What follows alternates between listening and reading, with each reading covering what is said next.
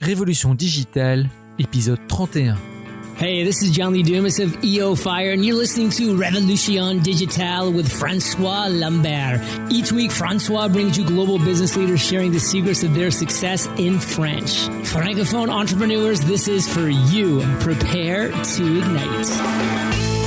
Bienvenue sur Révolution Digitale, le podcast des nouveaux entrepreneurs. Get the top tips from leading global entrepreneurs in French. Chaque semaine, nous parlons avec des entrepreneurs qui ont réussi et partageons leur expérience avec vous. Join the entrepreneur revolution now and get ready to succeed. Et laissez-vous inspirer avec votre hôte, François-Paul Lambert. Bâtisseurs et bâtisseuses de la nouvelle économie, bien le bonjour, ici François-Paul Lambert, bienvenue sur Révolution Digitale, le podcast des nouveaux entrepreneurs où je parle chaque semaine avec des entrepreneurs inspirants à travers le monde. Révolution Digitale est diffusée tous les mardis et les jeudis et les comptes rendus détaillés de tous les épisodes sont disponibles sur notre site web révolutiondigitale.fr. Restez avec nous et n'oubliez pas de vous inscrire gratuitement sur notre site pour rejoindre la tribu digitale et de vous abonner au podcast sur Apple Podcasts, Spotify, Google Play, Stitcher, Deezer ou sur votre service préféré. Vous pouvez aussi nous suivre sur Twitter, Instagram et Facebook. Vous trouverez tous les liens dans le compte-rendu de l'épisode sur notre site internet également. Vous êtes la tribu digitale. Alors sans plus attendre, let's get inspired. Nous accueillons aujourd'hui une Française installée au cœur de Manhattan dont l'objectif est d'aider tout un chacun à atteindre son plein potentiel professionnel comme personnel. Passionnée et formée en communication et psychologie, elle se spécialise dans les constellations familiales au Burt Hellinger Institute de New York. Elle offre également du coaching pour les particuliers et les entreprises et est également praticienne en Reiki. Elle partage sa spécialisation et notamment son parcours personnel dans son premier livre, The Movement, référence dans le domaine. Sa méthode nous aide à nous réconcilier avec nos racines pour mieux grandir et développer nos propres talents. Tribu Digitale, je suis très heureux d'accueillir aujourd'hui Marine Séléné. Marine, bonjour. Bonjour François, merci beaucoup. Moi aussi, je suis très heureuse de vous parler. Merci beaucoup. Le plaisir est pour nous, la tribu digitale. Est-ce que vous êtes prête à nous inspirer ? Je suis prête et j'espère vous inspirer et inspirer votre audience. Génial. Alors, Marine, je viens de donner un tout petit résumé de qui vous êtes à la tribu digitale. Est-ce que vous voulez y rajouter quelque chose ? Et avant qu'on parle de vos projets, est-ce que vous pouvez aussi nous donner un petit aperçu de votre vie personnelle ? Alors, ma vie personnelle, ça va faire environ depuis 10 ans que je suis aux États-Unis. Avant New York, j'étais à Miami en Californie. Et c'est d'ailleurs à Miami que j'ai eu ce réveil intellectuel en fin de compte, car j'ai moi-même en fait pu expérimenter les constellations familiales. Et c'est de là en fin de compte que je suis partie à New York pour pouvoir étudier et ensuite pratiquer dans mon propre cabinet. Dans ma vie personnelle également, je suis arrivée mariée il y a 10 ans, puis après j'ai divorcé puisque j'ai finalement décidé de prendre ma vie en main et de me construire toute seule. Et au jour d'aujourd'hui, je vis à New York avec quelqu'un et j'ai mon propre cabinet. Ça va faire depuis 5 ans maintenant. Pour les personnes qui ne connaissent pas trop les constellations familiales, c'est de la psychogénéalogie en fait. C'est toute étude du système familial, tous ces traumatismes qu'on peut se passer de génération en génération, tout ce qui est trauma, secret, non-dit, etc. Et je suis passionnée par mon métier. Alors justement, parlons un peu de ce que vous faites, de ces constellations familiales que vous venez de nous décrire. Alors d'abord, peut-être pouvez-vous nous expliquer pourquoi vous avez choisi ce domaine des constellations familiales ? Comment est-ce que vous générez vos revenus ? Et donc pourquoi vous avez choisi ce business model ? Alors moi, à la base, je voulais devenir psychologue en France, donc j'ai étudié la psychologie et à la fin de mes études, malheureusement, je ne trouvais pas ma place en tant que psychologue, donc je suis partie aux États-Unis. Ensuite, à la suite de plusieurs événements qui m'ont été personnels, donc j'ai été amenée en fin de compte à expérimenter les constellations familiales et ça a fait complètement écho en fait dans ma vie personnelle, dont notamment l'histoire personnelle de mon père où j'avais beaucoup de questions, il y avait beaucoup de points d'interrogation en fin de compte, on n'arrivait pas forcément à se comprendre et puis je voyais quelques répétitions en fin de compte inconscientes que je pouvais faire ou mon frère également. Donc ça m'a vraiment plu en fin de compte ce sujet. Donc j'ai commencé à étudier de plus en plus parce qu'à la base en fait je voulais guérir ma famille, je voulais les comprendre, je voulais me comprendre, je voulais comprendre mes comportements, etc. Et puis vu le résultat que j'ai eu en fait sur ma propre personne et ma famille, je me suis dit c'est ça que je veux faire. C'était vraiment mon lien manquant en fin de compte entre être psychologue et faire également en fin de compte ce que je voulais avec mes clients et leur donner des réels outils qu'ils pouvaient après utiliser au jour le jour et également les transmettre à leurs enfants ou à leur famille ou à leurs amis. C'est ça qui me plaisait le plus. Après, moi, ça va faire 5 ans que j'ai monté mon propre cabinet. Comment je génère mes revenus? Eh bien, je travaille grâce à mes clients. Je fais beaucoup de publicité sur les sociaux médias, Facebook, Instagram. Je fais également des podcasts. Je fais aussi beaucoup d'ateliers, ce qui me permet en fin de compte de toucher une autre clientèle dans les centres de healing et de spiritualité. Et puis, je fais également des interviews, des articles. J'écris aussi des blogs sur mon site internet toutes les semaines. Et puis ensuite aussi avec mon livre que j'ai publié en 2015 et dont d'ailleurs j'espère le traduire en français cette année parce que j'aimerais beaucoup également qu'il soit en français. Donc voilà. Ensuite, comment j'ai ma clientèle, c'est du bouche à oreille. 80% de ma clientèle et je suis vraiment reconnaissante de ça. Ils me sont extrêmement fidèles depuis 5 ans. C'est-à-dire même si on a terminé un travail avec une personne, je vais être recommandée par une autre personne et au fur et à mesure, ça m'a créé une bonne clientèle qui maintenant me permet de vivre de mon métier et donc de ma propre pratique puisque je ne travaille pour personne. Waouh, super. Vous avez l'air d'être super active en tout cas. Et alors justement, donc bon, vous êtes dans un domaine le domaine du coaching. Alors entreprendre en tant que coach, dans le domaine, j'ai presque envie de dire, du développement personnel, qui est d'ailleurs un secteur qui est quand même en pleine expansion. Alors, est-ce que c'est plus facile de se développer en tant que coach aux États-Unis, comme dans une ville comme New York, ou par rapport à la France, par exemple? Je pense que oui. Je pense que les Américains ont cette mentalité beaucoup plus on va de l'avant, on se comprend, de nos faiblesses on peut en faire des forces. Ils ont une réelle ouverture d'esprit qui peut être en France, pas pour tout le monde, puisque de toute façon il faut pas généraliser, mais on peut être un peu plus frileux. Moi, en tous les cas, ce pouvoir un peu de dire oui, et puis on va essayer, on va expérimenter. Si ça nous plaît pas, c'est pas grave, on passe à autre chose. Mais si ça nous plaît, on va en parler en fait.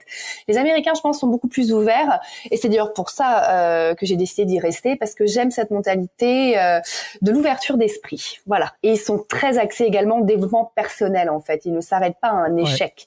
Ils ont vraiment cette culture de comprendre ce qui s'est passé dans leur passé pour avancer dans leur présent et également construire un futur qui leur ressemble beaucoup et qui est aligné avec leur aspiration. Et justement, alors les Américains, bon, ils sont très ouverts, ils vont de l'avant, mais vous, en tant que Française en Amérique, combien de temps ça vous a pris de vraiment vous établir, de pouvoir vivre de votre coaching, par exemple? Ça m'a pris, donc ça fait 5 ans que j'ai ouvert ce cabinet. Je dirais que ça m'a pris 2-3 ans pour tout établir. À côté, je faisais un petit peu des petits jobs, hôtesse, restaurant, etc. Par contre, de me mettre dans cette mentalité beaucoup plus ouverte, ça m'a pris peut-être 6 mois quand je suis arrivée. Moi, j'ai aimé ces opportunités, parler dans la rue. En plus, avant, j'étais en Californie, donc les gens sont un peu moins stressés qu'à New York. On prend plus le temps de vivre. Il y a du soleil. À Miami, c'était complètement encore autre chose, un autre rythme. Mais ça m'a beaucoup plu en fait. Je pense que c'est ce que je voulais vraiment, avoir cette possibilité face à moi de créer ce que je voulais faire sans avoir peur de dire quand, comment, où et combien également je voulais faire. Allez, je suis obligé de vous demander, est-ce que vous avez un petit conseil rapide à donner à la tribu digitale pour ceux ou celles qui voudraient se lancer en tant que coach, ou peut-être dans les constellations familiales ou dans un autre domaine du développement personnel? Est-ce que vous avez un petit conseil à leur donner? Le petit conseil, honnêtement, si vous voulez faire coaching ou de la psychologie, c'est d'être passionné par les gens. Parce que c'est une chose d'écouter ses amis parler de nos déboires amoureux, etc. C'en est une autre d'écouter des personnes qui ont vécu des traumatismes peut-être. Il y a des choses pas forcément faciles à entendre. Donc il y a une réelle écoute et une réelle passion à avoir pour ce métier, je pense. Aider l'humain, le guider. Ouais. C'est tout à fait vrai. Tribu Digitale, gardons ça à l'esprit, car nous allons maintenant explorer le parcours entrepreneurial de Marine, son aventure en tant qu'entrepreneur, le voyage qui l'a amenée là où elle est aujourd'hui. Alors Marine, commençons par cette question que nous appelons l'appel à l'aventure. Quand est-ce que vous avez su au fond de vous que vous vouliez lancer ce projet entrepreneurial de coaching? Et si vous ne vous êtes pas lancé tout de suite, qu'est-ce qui vous a retenu? Alors moi, je pense que j'ai toujours su que je voulais travailler pour moi depuis mon plus jeune âge, parce qu'en plus j'ai été élevée par des parents extrêmement indépendants qui avaient un métier qui leur permettait en fin de compte de gérer leur propre schedule, programme. Et ça m'a toujours plu, en fin de compte, cette liberté de choisir ce qu'on voulait faire quand on voulait le faire. Ensuite, étant donné que je suis partie juste après mes études, j'ai jamais, en fin de compte, travaillé pour quelqu'un. Oui, j'ai fait quelques stages, etc., mais j'ai jamais eu d'employeur. Quand je suis arrivée à Miami, j'ai travaillé un petit peu en freelance, mais encore une fois, j'étais libre. Et puis, j'ai monté ma première entreprise qui était une conciergerie avec une amie. Et ensuite, finalement, à mon arrivée à New York, j'ai monté, en fin de compte, mon cabinet tout de suite. C'est-à-dire que je me suis jamais posé la question, est-ce que je devrais travailler pour quelqu'un ou pas? J'ai toujours voulu travailler pour moi-même. J'ai toujours voulu me réaliser, être alignée, en fin de compte, autant personnellement que professionnellement. Ça a toujours été quelque chose de très important pour moi. J'ai toujours été dans l'étude de moi-même, à me connaître moi-même, à faire de mes faiblesses des qualités, à comprendre mes forces, à les mettre en avant. Donc, je pense que peut-être que je suis née, mais avec un profil entrepreneur. Je suis l'aînée également. Mon frère vous dirait que je lui donnais beaucoup d'ordres, donc peut-être que c'était déjà en moi avant. Mais oui, j'aimais bien être en charge. Voilà, j'aimais bien ça, organiser, être en charge, ouais. Alors donc vous avez la fibre entrepreneur, vous aimez donner des ordres, non je rigole.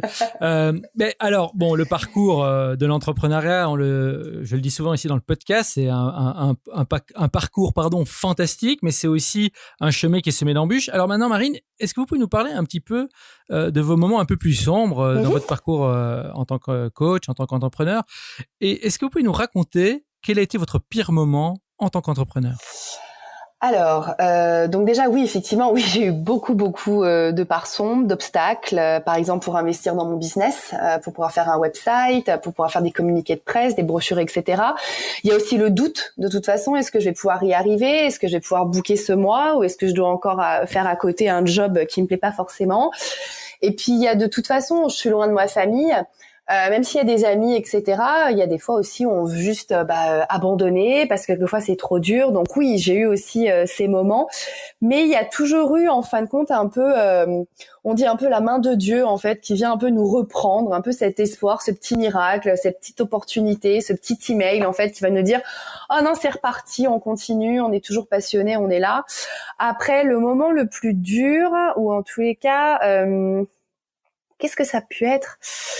Je pense en fin de compte qu'il n'y a pas eu réellement un moment dur. Je pense que c'était plus quand émotionnellement parlant, j'étais fatiguée et j'arrivais pas en fin de compte à voir comment je pouvais déployer en fin de compte mon business par manque financier. Le plus souvent, par manque d'investissement. Je pense que c'était vraiment ça. C'était vraiment cette peur de ne pas avoir assez pour pouvoir investir dans mon business comme je voulais en fin de compte l'amener.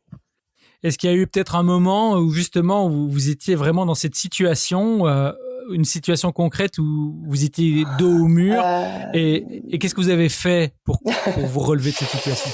Alors, vous savez que les États-Unis sont le pays du credit, d'avoir un crédit. Ah, oui. Donc, je suis allée voir ma banque et j'ai pris une carte de crédit en fin de compte où j'avais, je crois, j'avais $5,000, vous savez, de credit line en fin de compte offert.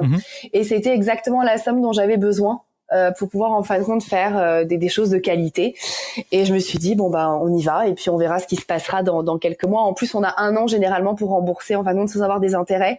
Donc je m'étais dit allez vas-y, tu prends un crédit et puis on verra ce qui se passera. Je me suis fait confiance en fait. Voilà.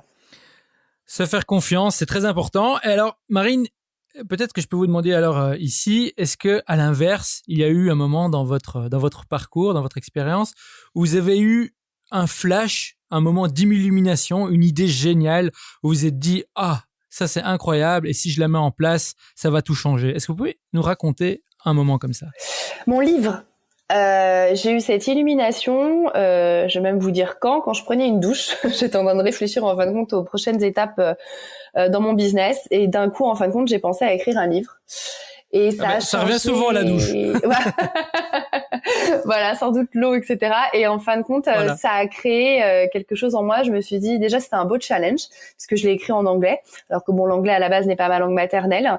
Et puis, j'ai pu un peu mettre toutes mes idées, en fait, en ordre, également parler de mon métier, de ma méthode. Je l'ai publié, en fait, un peu pour moi, ce livre, en 2015. Je pense vraiment, en plus, je l'ai self-published sur Amazon. Et pour tout vous dire, en fin de compte, cette année, j'aimerais trouver un agent. Donc, je vais le faire rééditer par copywriter américain, parce que je pense qu'il n'a pas encore en fin de compte atteint son plein potentiel. Alors, ce livre s'appelle The Movement en anglais, qui est disponible sur Amazon. Est-ce qu'il est disponible à l'achat sur les versions françaises et canadiennes, par exemple, de Amazon, ou juste Amazon Amérique? Non, sur tous les Amazones d'Europe et d'Amérique. Et peut-être Kindle aussi. Kindle également. J'imagine. Ouais. Voilà, super. Exact. En tout cas, vous nous tiendrez au courant de quand la version française, sortira. Alors, Marine, si vous pouviez alors résumer là où les leçons clés que vous avez retirées de cette expérience, quelles seraient-elles? En quelques mots, que pensez-vous que la tribu digitale doive retenir comme leçon de votre expérience? Croire en vous, croire en vos rêves, avoir confiance en soi. Il y a des jours où on n'aura pas confiance en soi, mais voir en fin de compte le prochain jour qui arrivera. C'est un peu comme dans automne emporte le vent. Après tout, demain est un autre jour.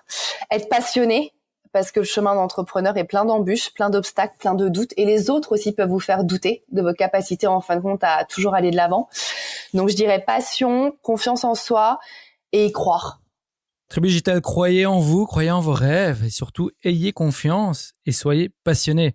Marine, nous sommes maintenant arrivés à la partie des questions flash. Alors ici, je vous pose une série de questions en rafale et vous me répondez en allant à l'essentiel. D'accord. Est-ce que vous êtes prête? Ok. Super. Alors, quelle est votre définition du succès? Passion. À quoi ressemble votre journée type? Elle n'est jamais type. Complètement hétéroclite.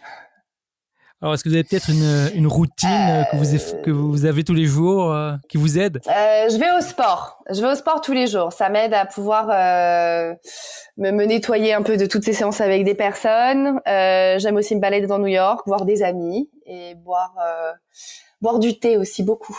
C'est une de mes routines préférées, ça. Si vous deviez recommander un livre pratique, quel serait-il et pourquoi? Les 4 accords Toltec de Don Miguel Ruiz. C'est The Four Agreements en anglais. C'est un peu ma Bible déjà d'une, et c'est un peu la Bible que je conseille à tous mes clients qui voudraient comprendre en fin de compte eux-mêmes et leurs réactions par rapport aux autres. Je pense que c'est un très bon livre pour un bon début dans le développement personnel. Oui, et je soutiens tout à fait ce livre. L'ayant lu moi-même, il est vraiment génial. Il est génial. Les principes sont vraiment importants. Oui. Tribu digitale, allez lire ce livre, vous ne le regretterez pas. Alors, quels outils ou applis productivité ou autres, technologiques ou pas, utilisez-vous régulièrement? Instagram. Il y a aussi Headspace, qui est une application de méditation, mais je pense que vous la connaissez. Astrology Zone, parce que j'aime bien lire mon horoscope tous les matins, et j'ai découvert une nouvelle application qui s'appelle Fabulous, et c'est pour en fin de compte mettre des routines ou se donner des challenges, donc ça j'aime bien.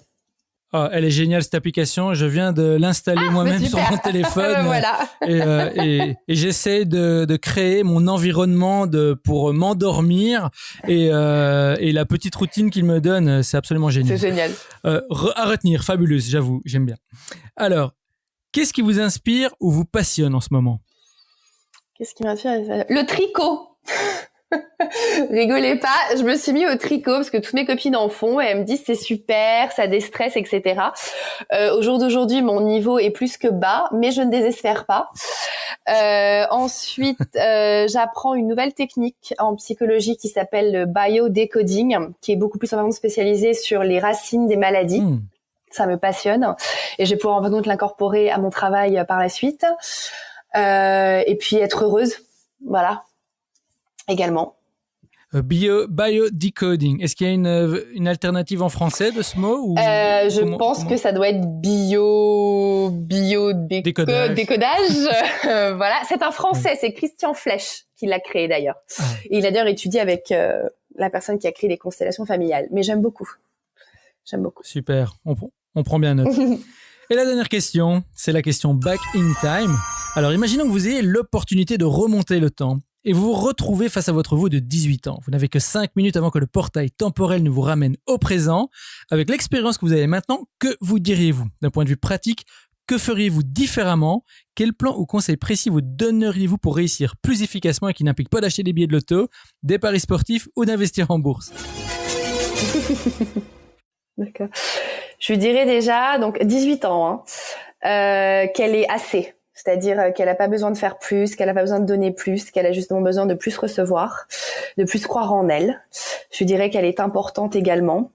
Je lui dirais de continuer sa route parce que de toute façon, toutes ces embûches, tous ces obstacles et aussi tous ces moments de bonheur vont créer en fin de compte son adulte de 33 ans qui est là aujourd'hui à New York.